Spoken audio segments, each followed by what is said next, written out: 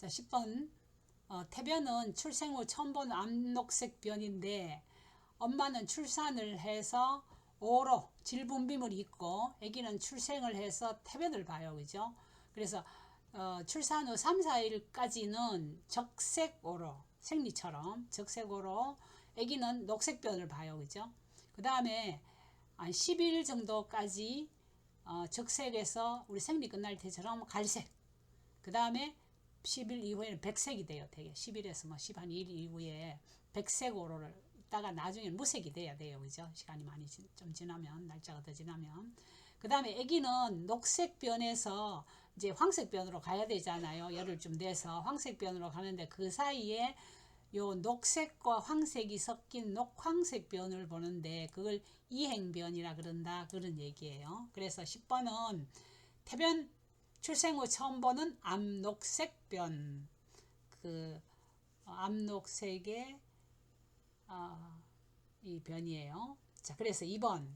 그 다음에 11번에 모유수유 산모 유방 우렬간호, 유방이 빨갛게 부어갖고 단단해진 걸 얘기해요. 굉장히 아프죠. 자, 그래서 요 이제 결국은 아기가 젖을 많이 빨아야 돼요. 그죠? 그 젖을 많이 먹어야 결국은 빨아내야 되는데 그 채여 있어서 그게 조직을 압박해서 그 염증 우렬이 생기는 거예요. 그죠? 그래서 우렬은 정맥이 이렇게 고여 있는 걸 얘기해요. 그죠? 그래서 이 애기한테 젖을 빨게 하고 젖을 먹이고 그 다음에 그 남은 젖은 짜서 냉동실에 보관해 놨다가 나중에 애기가 많이 먹을 때 주거나 아니면은 도네이션 하면은 좋지. 애기 적은 사람들한테. 자, 그런데 그 이외에 젖을 먹이거나 짜내는 거 외에 이제 그 젖을 먹일 때나 지금 단단하게 굳어 갖고 있으니까 그 우려리 돼가 있으니까 그 좀 애기도 먹기 좋게 해주고 그리고 짜내기 좋게 해주기 위해서 그 유관을 따라 부드럽게 유방 마사지를 하죠. 그래갖고 단단하게 굳어져 있는 그 유관을 좀 부드럽게 만들어야 돼요. 그죠? 이렇게 있으면은 자, 니플이 젖꼭지가 있죠.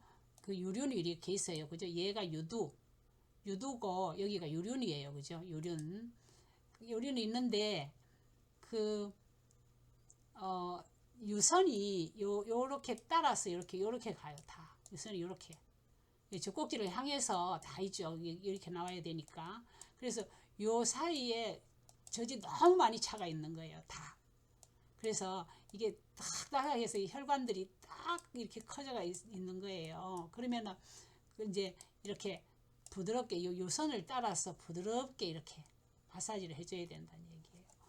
자, 11번에 1번, 12번에 분만 과정에서 태반이 만출되는 시기는 분만 3기죠. 우리 그 본 문제에서 21년 본 문제에서 이제 분만 1기 나왔죠. 진진통이 시작되고 자궁이 완전 개대될 때까지. 분만 2기는 태아 만출, 태아가 나온다는 뜻이에요. 분만 3기는 태반이 나오는 시기예요. 그래서 이 태반 만출 시기는 분만 3기입니다. 분만 4기는 안정해요. 그 다음에 이제 태반까지 다 나오고 좀 안정하는 시간들이에요. 그 만출기는 분만 2기죠. 그래서 이 12번에 3번. 자, 13번에 나팔관 맞는 거. 나팔관은 어제 우리 그렸죠. 그 지난 21-1에서 기출문제로 나왔죠. 그래서 나팔관에서는 정자와 난자가 수정되는 것이에요. 그래서 자궁 저부에 착상한다 그랬죠. 착상. 자, 4번이고 14번에 정중신경이 신경이에요. 그 이름이 그 정중신경이라는 뜻이에요. 손목 부위에서 압박되어 손과 손가락의 저림, 통증, 감각 저하, 부종, 힘의 약화 요런 게 나타나는 수근관 증후군 자가 진단법이에요. 그러니까 내가 손목에 무슨 문제가 있나 괜찮나를 자가 진단하는 방법이 이제 이 팔렌 검사라는 거예요. 웨버 검사, 음차 검사는 다 청각 검사죠. 초음파 검사는 다 알죠. 근전도 검사 알겠고, 이 낱말이 그대로 나와 있으니까 이 팔렌 검사가 수근관 증후군, 이게 그 이 손목에 있는 신경이 지나가는 길이 좁아져 가지고 신경을 압박해서 이런 저림, 통증, 감각자, 이 손목이 아프다는 그런 얘기예요. 손목이 많이 아픈 증세가 손이죠. 손의 근육을 지나가는 관에 문제가 생겼다. 증상이 생긴 수근관 증후군이에요. 손목 아픈 거예요. 자, 그런데 그게 이제 괜찮은지 진짜로 문제가 있는지를 자가진단해 보는 게 팔레임 검사예요. 팔레임 검사는 양쪽 손을 이렇게 꺾어 갖고 손등을 손가락 끝이 이렇게 되도록 해서 이렇게 마주치는 거예요. 이 손바닥이고 이 손끝이에요. 그래서 이렇게 딱 되도록 해갖고 이게 딱 통증 없이 다른 증상 없이 이렇게 딱 마주쳐 갖고 30초 혹은 뭐 이렇게 이상 40초 이상 잘 견딜 수 있는지 손가락이 이렇게 되는 거예요. 앞에서 이렇게 손등끼리 이렇게 마주치는 거예요. 손등이에요. 그래갖고 요 눈이 사람 얼굴이 이렇게 있으면은 요 앞에서 이렇게 얘를 딱 이렇게 갖다 대갖고 있는 거예요. 딱 눌러갖고 있는 거예요. 그래서 이제 아프지 않아 잘 견딜 수 있나 문제가 있나 이런 거 검사하는 거예요. 그래서 그 검사를 팔렌 검사라고 그런다는 얘기죠. 14번에 5번입니다. 그 다음에 15번에 중이염 수술 직후, 요거는 21-1에서도 또 나왔죠. 귀나 눈은 아주 섬세하고 얇은 조직을 꿰매놨기 때문에 조금만 충격이 가거나 압력이 가해지면 터져요. 그러니까 귀나 눈을 수술하고는 압력이 가해지면 안 돼요. 수술한 부위에. 그래서 코 3개 풀면 안 되죠. 침대 머리 낮추면 머리가 낮아지면 안 되잖아요. 귀나 눈은 다 위에 있는데 머리에 있는데 머리가 낮아지면 안 되죠. 그 다음에 압력이 가해지니까 기침 나오면 입을 벌리게 하면은 그 기침이 힘이 덜 들어가겠죠.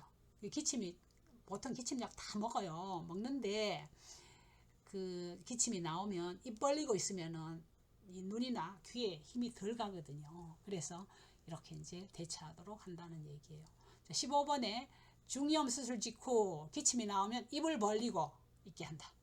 자, 16번에 본태성 고혈압. 본태성이라는 것은 본태성 고혈압 중에 2차성 고혈압과 본태성 고혈압이 있어요.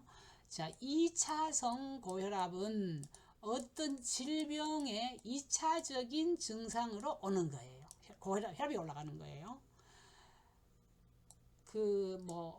심장병, 동맥경화, 신장염 이런 것들이 다 고혈압이 되는 거죠. 그런데 당뇨병 이런 것도 고혈압이 돼요. 근데 이유가 있는, 그러니까 어떤 질병이 진단받은 질병의 증상 혹은 그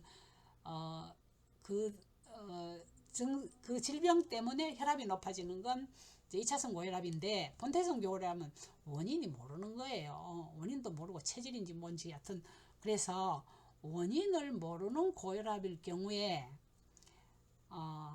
이제 알코올 섭취하면 더 올라가겠죠, 혈압이. 그래서 규칙적인 운동을 한다. 이건 원인을 모르니까 체중 조절하고 그리고 혈압을 올릴 만한 요인들을 이제 없앤다는 얘기예요. 체중도 조절하고 체중 조절하기 위해서 운동도 하고 그다음에 영양 관리를 해야 되고 그 이외에 짠 게 그 혈압을 많이 올리잖아요. 그래서 이제 염분 조절도 하고 그렇게 해서 혈압을 올릴 만한 소인들을 없애서 건강생활 습관을 실천한다는 얘기. 없애도록 건강생활 습관을 실천한다는 얘기예요. 그 중에 하나가 건강생활 습관이 규칙적인 운동이죠. 정상 체중 이상 뚱뚱해지면 혈압이 더 올라가죠. 그래서 16번에 2번 본태성 고혈압, 이유를 알 수 없는 고혈압 환자는 규칙적인 운동과 건강생활 습관 실천을 한다는 얘기예요.